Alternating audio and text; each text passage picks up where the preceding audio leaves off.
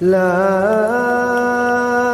أقسم بيوم القيامة ولا أقسم بالنفس اللوامة أيحسب الإنسان أن لن نجمع عظامه بلى قادرين على أن نسوي بنانه.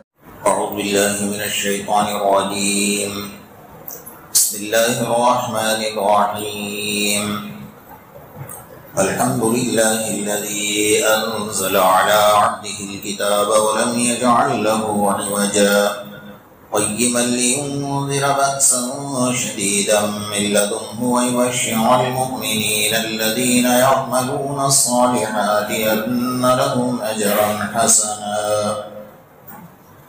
ماكثين فيه أبدا وينذر الذين قالوا اتخذ الله ولدا ما لهم به من علم ولا لآبائهم كبرت كلمة تخرج من أفواههم يقولون إلا كذبا فلعلك باخع نفسك على آثارهم إن لم يؤمنوا بهذا الحديث أسفا إنا جعلنا ما على الأرض زينة لها لنبلوهم أيهم أحسن عملا وإنا لجاعلون ما عليها صعيدا جرزا. صدق الله المولانا العظيم. گزشتہ کل اور اس سے پہلے آپ حضرات کے سامنے مسلسل سورہ کہف کی دوسری نمبر کی آیت کا دوسرا جز وَيُبَشِّرُ الْمُؤْمِنِينَ الَّذِينَ يَعْمَلُونَ الصَّالِحَاتِ أَنَّ لَهُمْ أَجْرًا حَسَنًا اس کے اوپر گفتگو چل رہی ہے، کیونکہ مضمون اہم ہے، اس لیے بہت ساری جو ضروری باتیں ہیں آپ حضرات کے سامنے عرض کی گئی ہیں۔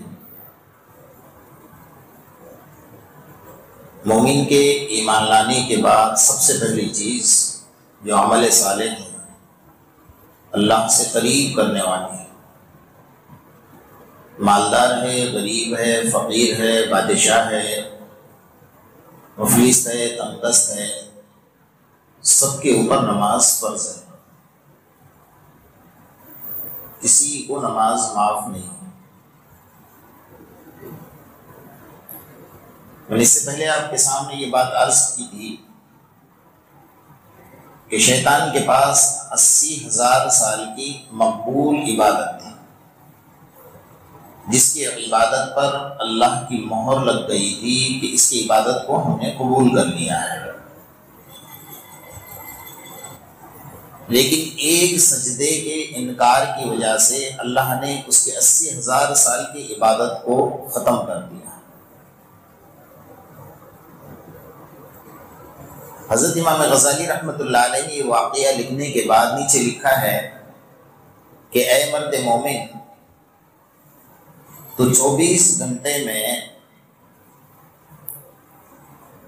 12 گھنٹے میں 40 سجدوں کا انکار کرتا ہے روزانہ،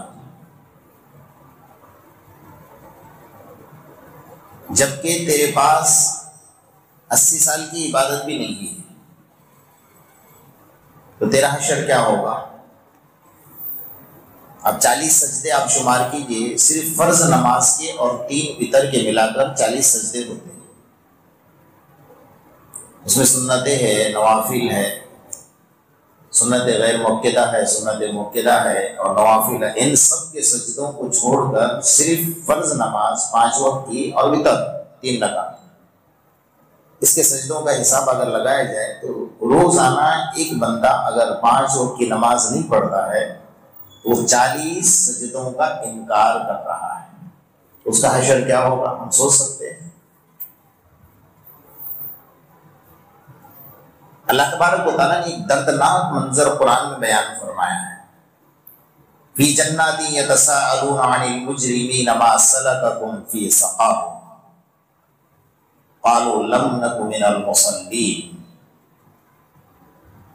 کہ دنیا کے اندر مونچھ پر لیمبو رکھ کر گھومنے والے، خاصاب بننے والے، آگے پیچھے لوگوں کو لے کر گھومنے والے، اور بڑے بڑے دعوے کرنے والے، سینہ تان کر چلنے والے، جس کو اللہ نے جو کچھ دیا تھا اس پر تکبر کرنے والے جب جہنم کے حوالے ہوں گے نا، تو لوگ سوال کریں گے، جنتی لوگ سب مل کر سوال کریں گے، فی جنات یتساءلون عن المجرمین ما سلککم فی سقر، کون سی چیز تمہیں جہنم میں لے کر آ گئی، کس وجہ سے تم جہنم میں آ گئے؟ دنیا میں تو تمہارا بڑا مرتبہ تھا، بڑا مقام تھا، تمہاری ایک آواز پر ہزاروں لوگ جمع ہوتے تھے، آگے پیچھے تمہارے لوگ پھرا کرتے تھے، آج کیا بات بن گئی، کون سی وجہ بن گئی کہ تمہیں جہنم میں پھینک دیا؟ ان کی زبان سے صرف ایک جملہ نکلے گا، جن کو اللہ نے جہنم میں ڈال دیا نا، ایک جملہ نکلے گا، قالوا لم نک من المصلین، ہمارا سب سے بڑا قصور، سب سے بڑی غداری، سب سے بڑی نمک حرامی یہ ہوئی کہ ہم نے نماز نہیں پڑھی۔ اللہ نے کچھ نہیں دیکھا، آگے پیچھے ہمارا کچھ نہیں دیکھا، بس نماز کیوں نہیں پڑھی، اسی جرم کے تحت میں ہمیں جہنم میں پھینک دیا گیا۔ دوسرا جرم ہمارا یہ تھا وَلَمْ نَكُنْ نُطْعِمُ الْمِسْكِينَ، اللہ نے ہمیں دولت دی تھی لیکن ہم نے غریبوں کا کبھی دھیان نہیں دیا، نہ انہیں کھانا کھلایا۔ وَكُنَّا نَخُوضُ مَعَ الْخَائِضِينَ، اور ہم ایسے بن گئے دنیا میں کہ نماز پڑھنے والا نماز کے لیے جاتا تھا نا، اس کی مذاق اڑایا کرتے تھے۔ یہ تین قصور ہمارے تھے، ہم تو نہیں پڑھتے تھے لیکن جو نماز پڑھنے کے لیے جاتا تھا تو اس کی مذاق کیا کرتے تھے۔ اللہ نے اس جرم کے تحت ہمیں اس جہنم کے آگ میں ڈال دیا ہے۔ اللہ پاک ہماری نسلوں کی حفاظت فرمائے کہ نماز سب سے اہم چیز ہے، اس لیے عمل صالح جو ہے اللہ تبارک و تعالیٰ نے ایسی بشارت نہیں دی وَيُبَشِّرُ الْمُؤْمِنِينَ الَّذِينَ يَعْمَلُونَ الصَّالِحَاتِ أَنَّ لَهُمْ أَجْرًا حَسَنًا مَاكِثِينَ فِيهِ أَبَدًا۔ جب بندہ پل صراط سے گزرے گا تو حدیث میں آقا نامدار محمد الرسول اللہ صلی اللہ تعالی علیہ وسلم ارشاد فرماتے ہیں کہ پل صراط کا راستہ بال سے زیادہ باریک ہے، تلوار سے زیادہ تیز ہے اور اندھیرا ہے، اور جہنم پر اللہ نے اس کو بچایا ہوا ہے، اس سے ہر انسان کو گزرنا ہے، ہر نبی کو گزرنا ہے، وہ تو ابدال اولیاء اللہ سب کو گزرنا ہے۔ لیکن کون کیسے گزرے گا؟ فرمایا بعض انسان اپنے اعمال کے حساب سے بجلی کی طرح گزر کر نکل جائیں گے، انہیں پتہ ہی نہیں چلے گا کہ ہم نے پل صراط پار کر لیا۔ بعض انسان تیز رفتار جو گھوڑا چلتا ہے نا اس کے مطابق نکل پڑیں گے، انہیں پتہ ہی نہیں کہ ہم نے پل صراط پار کر لیا۔ بعض انسان تیز رفتار دوڑ کر جو جاتے ہیں اس طریقے سے پار کر لیں گے، بعض انسان چلتے ہوئے جا کر پار کرتے ہیں، اس طرح کریں گے، بعض انسان رینگ کر اپنے پیٹ کے اوپر جو بچہ چلتا ہے نا اس طرح رینگ کر پار کریں گے، یعنی جیسے جیسے اعمال ہوں گے اس طریقے سے پل صراط پار۔ اب جب یہ پل صراط پر سے مومن گزرے گا تو جہنم کٹ کافر، بے نمازی، اللہ کے نافرمان، غدار کٹ کٹ کر جہنم میں گریں گے۔ جب کافروں کا گزر ہوگا تو کافر مومنوں سے کہیں گے کہ بھائی تم تو پل صراط پر سے گزر رہے ہو اور تمہارے سامنے روشنی نظر آ رہی ہے، لائٹ نظر آ رہی ہے، وہ روشنی کچھ ہمیں بھی تو دے دو۔ وہ روشنی کون سی ہوگی؟ کوئی لائٹ نہیں ہے نا، قبر میں کوئی لائٹ تو نہیں رکھتا ہے کہ بیٹری لے کر جاؤ پل صراط پر پار کرنا ہے آپ کو، کہا نہیں، وہ لائٹ کون سی ہوگی؟ تم نے اندھیری رات میں فجر کی نماز کے لیے بستر سے اٹھ کر اندھیری رات میں تم مسجد کی طرف آئے تھے، اللہ پاک وہ روشنی وہاں دے گا۔ تم نے وضو کیا تھا، وضو کی روشنی اللہ پاک وہاں عطا فرمائے گا۔ تم نے سجدے کیے تھے، سجدے کی روشنی اللہ پاک وہاں عطا۔ تم نے جمعہ کے دن سورہ کہف پڑھی تھی، اللہ پاک اس کی روشنی تمہیں وہاں عطا فرمائے گا۔ یہ ساری چیزیں تو وہاں ملنے والی۔ جب کافر بار بار تقاضا کریں گے مومنوں سے کہ بھائی تھوڑی روشنی ہمیں بھی دے دو، ہمیں بھی دے دو تاکہ ہم پل صراط پر، ہمیں تو اندھیرا ہے، کچھ نظر ہی نہیں آ رہا، ہم کہاں جائیں؟ تو جب بار بار تقاضا کریں گے تو اللہ تبارک و تعالیٰ ان کافروں کے درمیان اور مومنوں کے درمیان میں ایک دیوار حائل کر دیں گے، انہیں نظر ہی نہیں آئے گا کہ مومن پار کر کے نکل گیا، نماز پڑھنے والا پل صراط پار کر کے نکل گیا۔ تو بہرحال عمل صالح، اس آیت پر میں نے کافی لمبی گفتگو آپ سے کی ہے، آگے بڑھنا ہے ہمیں۔ لیکن ضروری باتیں تھی، اس لیے میں نے آپ حضرات کے سامنے عرض کی۔ اس سے عورتیں بڑی محروم ہیں۔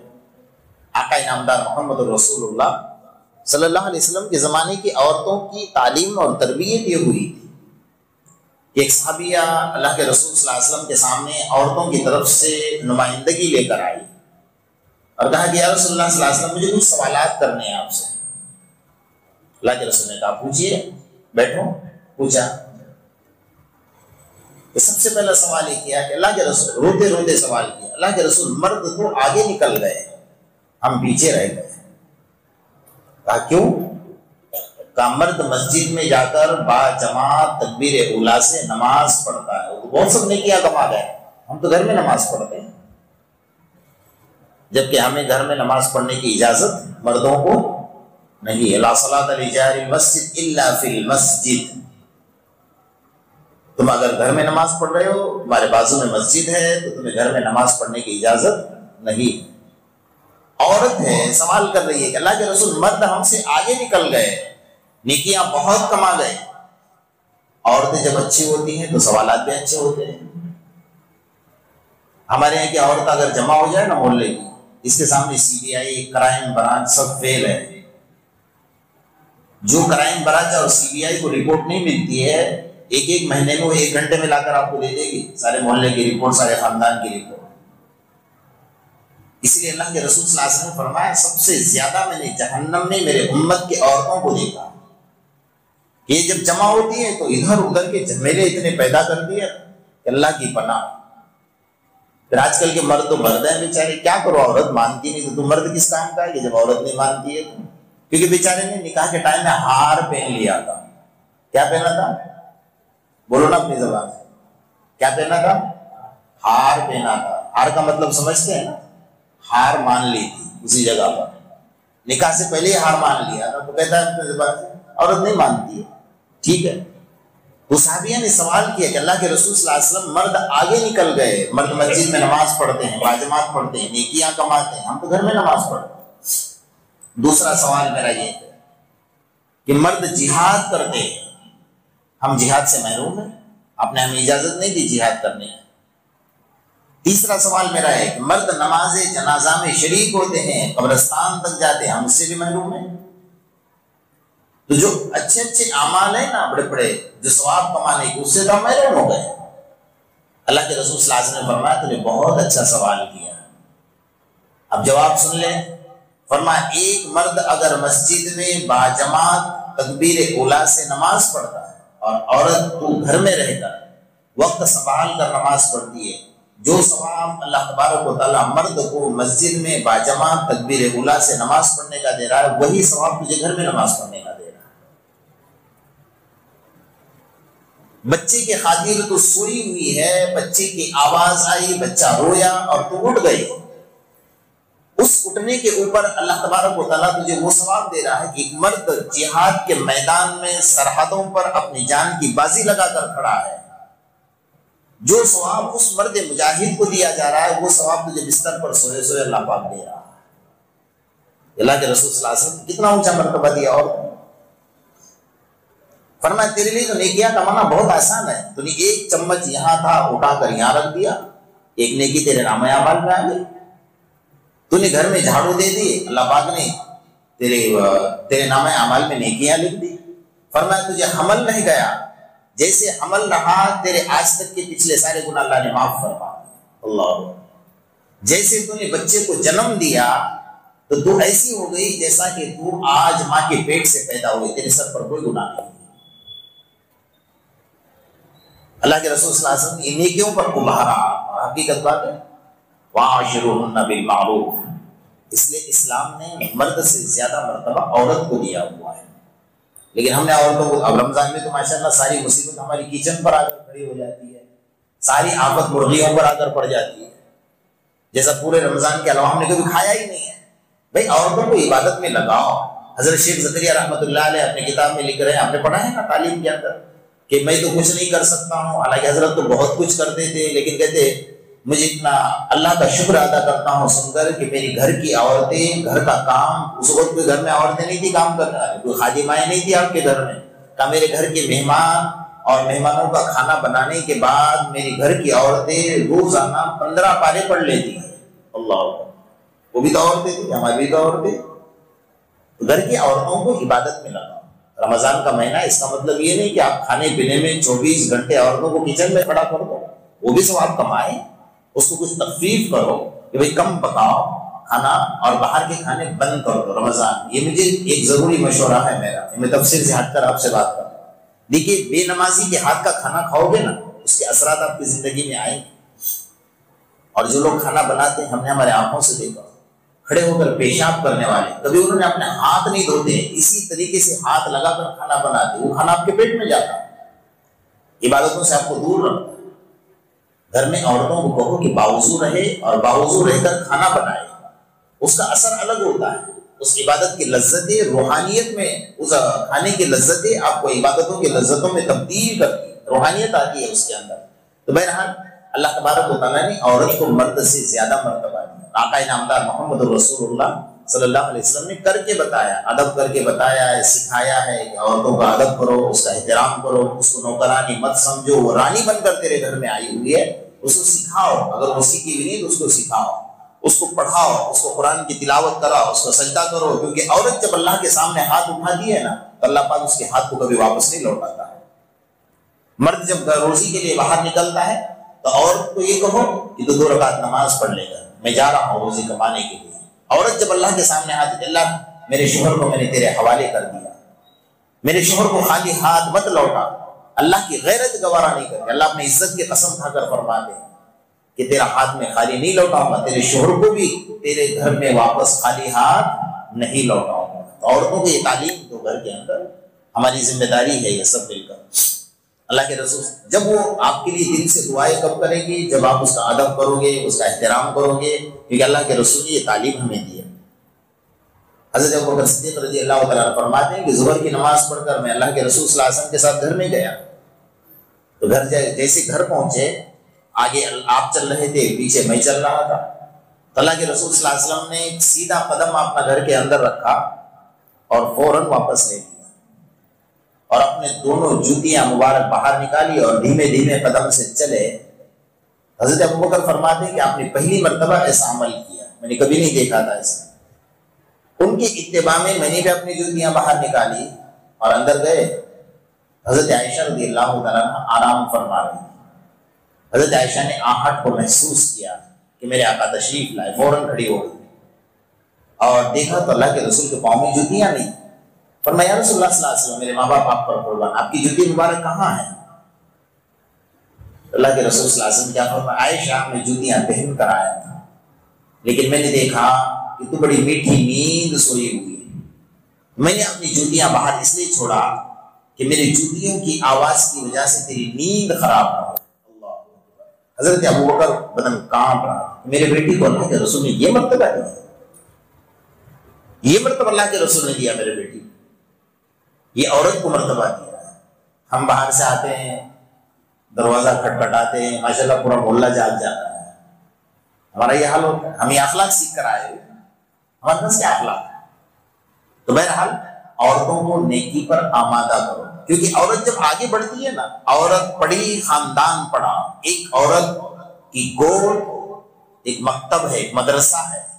یہ عورت اگر سدھرے گی تو پورا خاندان سدھرے گا، عورت اگر بگڑ گئی تو پورا خاندان بگڑے گا، اس لیے اس کو سدھارو۔ ایک اس کا مرتبہ بھی ایسا ہے، اور اللہ پاک نے اس کی عبادتوں پر وہ ثواب بھی دیا۔ حضرت رابعہ بصریہ رحمۃ اللہ علیہ کے بارے میں آپ نے سنا، ہزاروں قسم کے عجیب عجیب واقعات ہیں۔ عورت جب آگے بڑھتی ہے نا، کئی ولیوں کو پیچھے ڈال دیتی ہے۔ حضرت رابعہ بصریہ کے بارے میں کسی اللہ والے نے خواب دیکھا، جب آپ کا انتقال ہوا اور آپ کو قبر میں سلایا تو فرشتے آئے سوال کرنے کے لیے کہ رابعہ من ربک، تیرا رب کون ہے؟ حضرت رابعہ نے کہا دوسرا سوال کرو، وما دینک، کہا تیسرا سوال کرو۔ تو فرشتے حیران کہ ہم سوال کرنے ہیں تو یہ الٹا ہم سے سوال کر رہی ہے۔ کہا کہ من ربک، آپ کا رب کون ہے؟ کہا کہاں سے آئے ہو؟ ہم کر سکتے ہیں ایسا؟ ہماری تو یوں ہی جا ڈھیلی ہو جائے گی، یوں ہی کفن خراب ہو جائے گا سننے کے ساتھ ہی۔ ان کا مرتبہ تھا، انہوں نے وہ مرتبہ اور مقام پایا تھا۔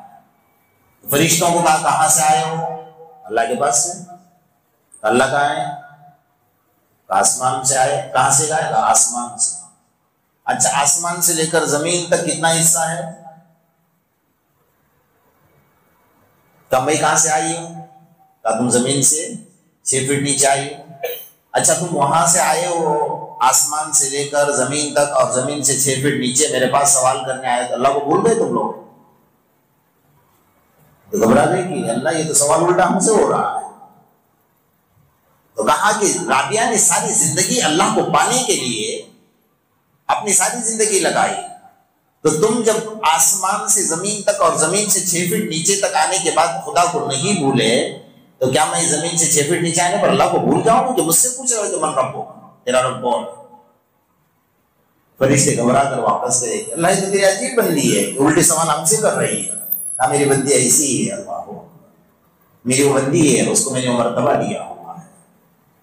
تو اپنے بچوں کو اپنے عورتوں کو ایسے واقعات سناؤ، انہیں ابھارو، انہیں محبت سے کہو. مان جائے گی؟ کیوں نہیں مانیں گے؟ میرے دوستو اللہ تبارک و تعالیٰ نے ایسا مرتبہ دیکھیے، ایک زندگی کی کوئی ایک ادا اللہ کو پسند آ جائے، ایک ادا پسند آ جائے. حضرت ایک اللہ والے نے اپنی کتاب میں ایک عجیب بات لکھی ہے کہ ایک عورت تھی بیچاری بھیک مانگا کرتی تھی، لیکن کسی کے گھر پر جا کر یہ نہیں کہتی کہ بھائی بھیک دو، کھانا دو، بھوکی ہوں. وہ کیا کہتی کہ گھر کے سامنے جا کہتی کہ اللہ ہی دے گا، بس اس کا جملہ اللہ ہی دے گا. مر گئی، قبر میں دفن کیا. فرشتے سوال کرنے آئے کیا لے کر آئی ہے دنیا سے؟ تو کہتی کہ بھائی میں نے ساری زندگی کہا ہے کہ اللہ ہی دے گا، تو میں کیا دوں گی آپ کو کہ تم مجھ سے مانگنے آئے ہو؟ میں نے تو سنا تھا کہ اللہ ہی دے گا. تو دینے والا اللہ ہے تو تم مجھ سے کیا لینے آئے ہو؟ مجھ سے کیا پوچھنے آئے ہو؟ کہ یہاں بھی اللہ ہی دے گا، قبر میں اس کی رحمت دے گا مجھے، اور کیا دے گا؟ یعنی ان کے جو خیالات تھے وہ پاکیزہ تھے. ہم ایسے خیالات ہمارے گھروں میں سکھائے، کیونکہ ہمارے عورتیں اس سے بہت محروم ہیں. ہمارے بچے ہیں، آج ماحول جو بنا ہوا ہے نا، ہمارے گھروں کا جو ماحول بڑا عجیب ماحول بنا ہوا ہے. اس ماحول کو آپ تبدیل کیجیے، آپ کے آنے والے نسلوں کی فکر کیجیے. ورنہ آپ عورتیں اگر بگڑ گئی نا، پورا خاندان، پورا گھر تباہ برباد ہو کر رہ جائے گا. ایک مرتبہ بچہ آپ کا بگڑ گیا، آپ کے ناک میں دم کر دے گا، آپ کے سروں پر جوتیاں مارے گا، تو کبھی آپ کی نہیں سنے گا. اس لیے ہم پہلے ہی سے ایسا ماحول بنائیں کہ عورتیں نیک بن جائیں، اللہ کے سامنے جھکنے والے. تو بہرحال اللہ تبارک و تعالیٰ نے یہاں بشارت دی، نیک بندے جو اللہ کے ایمان والے ہیں اور نیک اعمال کرنے والے. یبشر المؤمنین الذین یعملون الصالحات ان لهم اجرا حسنا. ایسے کہ اللہ کے بہت سارے بندے کہ نمازوں کے وقت میں سارے کام کو سائڈ پر کر دیتے ہیں، پہلے نماز. آج آپ دیکھ رہے ہیں نا دنیا کے اندر جو دنیا میں سپر پاور طاقت کے دعوے کرنے والے، ان لوگوں کے سامنے انہوں نے ہتھیار ڈال دیے، جھک گئے. جن کے سر پر پگڑی ہے، جن کے کندھے پر رومال ہے، جن کی ایجار ٹخنوں سے اوپر ہے، اور جو رومال کندھے پر ہے نا ان کا دسترخوان بھی ہے، ان کا مسلح بھی ہے، وہی ان کی دولت ہے، وہی ان کے پاس نعمت ہے. جب بڑے بڑے دنیا کے سپر پاور طاقت کی جھوٹے دعوے کرنے والے ان کے ساتھ جب بیٹھتے ہیں نا، جب نماز کا وقت ہوتا ہے نا، اٹھ گئے، چلو ہمارے نماز کا وقت ہوا. اللہ کو ادا پسند آ گئی کہ سارے دنیا کو کے قدموں میں جھکا دیا. اللہ نے وعدہ کیا وَكَانَ حَقًّا عَلَيْنَا نَصْرُ الْمُؤْمِنِينَ، میں نے وعدہ کیا ہے میں تمہاری مدد کروں گا، وہ کرے گا. لیکن ہم وہ آیت کے تو بنے تو نہ کہ ہم اللہ کے احکام کو، اپنے سارے کام کو پیچھے ڈالیں، اللہ کے احکام کو آگے رکھیں. نماز کا وقت ہوگا، سارے کام ختم، چھوڑ دو، اللہ کے لیے چھوڑ دو اور نماز پڑھ لو. اس لیے علماء نے یہاں تک باریک مسئلہ لکھا ہے کہ جو بندہ اذان سے لے کر جماعت کھڑی ہونے تک حلال روزی بھی کماتا ہے نا، وہ روزی حرام ہے اس کے. سمجھ گئے آپ؟ یہ مسئلہ تو جمعہ کے لیے. یا ایھا الذین آمنوا اذا نودی للصلاۃ من یوم الجمعۃ فاسعوا الی ذکر اللہ وذروا البیع. اے ایمان والو، جب اذان جمعہ کے دن اذان کی آواز آ جائے، فاسعوا الی ذکر اللہ، اللہ کے گھر کی طرف دوڑو، وذروا البیع، کاروبار چھوڑ دو. یہ حکم ہے قرآن. لیکن یہ مسئلہ صرف جمعہ کے لیے نہیں ہے، یہ مسئلہ ہر نماز کے لیے ہے. آپ نے حلال کمایا، حرام کھا رہے ہو، آپ کو پتہ ہی نہیں کہ میں نے حرام کمایا. یہ اسلام کا حکم ہے. یہ بہت سارے لوگ آپ کو یہ باتیں نہیں بتائیں گے. اللہ پاک ہم سب کو عمل کی توفیق نصیب فرمائے. بسم اللہ الرحمن الرحیم. وإلهكم إله واحد لا إله إلا هو الرحمن الرحيم اللهم صل على محمد وعلى آل محمد كما صليت على إبراهيم وعلى آل إبراهيم إنك حميد مجيد اللهم ربنا آتنا في الدنيا حسنة وفي الآخرة حسنة وقنا عذاب النار وقنا عذاب القبر وقنا عذاب الحشر وقنا عذاب من فتنة المسيح الدجال۔ اے الہ العالمین، ہم تمام کے صغیرہ اور کبیرہ گناہوں کو معاف فرما۔ اے اللہ، جو گناہ جان بوجھ کر نہ جانے کیے اسے بھی معاف فرما۔ اے اللہ، جو گناہ رات کے اندھیرے یا دن کے اجالے میں کیے اسے بھی معاف فرما۔ اللہ، ہم بڑے گناہ گار، بڑے سیاکار، بڑے خطا کار، بڑے قصوروار، اللہ تیرے دربار کے اقرار مجرم ہیں۔ اللہ، ہمارے جرم عظیم کو معاف فرما، رمضان کی برکات سے مالا مال فرما، رمضان کی روحانیت نصیب فرما، تقوی اور طہارت نصیب فرما، ہمارے روزوں کو قبول فرما، ہماری نمازوں کو قبول فرما، ہمارے زکوٰۃ لینے دینے کو قبول فرما، تراویح پڑھنے پڑھانے کو قبول فرما، تہجد پڑھنے والوں کو قبول فرما، اعتکاف کرنے والوں کو قبول فرما، ہم سب کو شب قدر کی دولت سے مالا مال فرما، تیرے قرآن سے محبت عطا فرما، نیکیوں سے محبت عطا فرما، گناہوں سے نفرت عطا فرما۔ اے مولا کریم، جس کی اولاد نافرمان ہے اس کو فرما بردار بنا، جن کی بیویاں نافرمان ہیں ان کو فرما بردار بنا، جن کے شوہر نافرمان ہیں ان کو فرما بردار بنا۔ ہم سب کو تو اپنا اور تیرے پیارے حبیب محمد الرسول اللہ صلی اللہ علیہ وسلم کا تابعدار اور فرما بردار بنا۔ ہر آنے والے مصیبتوں سے ہماری حفاظت فرما، ہمارے مساجد، مدارس، خانقاہ اسلام نشانی اور حرمین شریفین کی حفاظت فرما۔ ہم سب کو اپنے گھر کی بار بار زیارت نصیب فرما۔ آقا انعامدار محمد الرسول اللہ صلی اللہ علیہ وسلم کی دنیا آخرت میں زیارت نصیب فرما۔ یا اللہ، ہم قرآن کو سمجھنے سمجھانے بیٹھے ہیں، اس میں ہم سے جو کوتاہیاں ہو رہے ہیں اسے معاف فرما۔ یا اللہ، ہماری اس مجلس کو ہم سب کے لیے نجات کا ذریعہ بنا، اپنے قرآن کو ہم سب کے حق میں شفاعت کرنے والا بنا، ہمارے خلاف جھگڑوں بننے سے حفاظت فرما، سب کے کاروبار میں برکتیں عطا فرما، رزق حلال نصیب فرما۔ یا اللہ، رزق حلال نصیب فرما، بے کاروبار کو کاروبار نصیب فرما، بے مزدور کو مزدوری نصیب فرما۔ یا اللہ، اپنے علاوہ کسی کا محتاج نہ بنا، اپنے خزانے غیب سے ہم سب کی جھولیوں کو بھر دے۔ یا اللہ، ہم سب کی دعاؤں کو محض اپنے فضل و کرم اور آقا انعامدار محمد الرسول اللہ صلی اللہ علیہ وسلم کے صدقے طفیل میں قبول فرما۔ یا رب صلی وسلم دائما ابدا علی حبیبک خیر الخلق کلہم، ربنا تقبل منا انک انت السمیع العلیم وتب علینا یا مولانا انک انت التواب الرحیم۔ سبحان ربک رب العزۃ عما یصفون وسلام علی المرسلین والحمد للہ رب العالمین برحمتک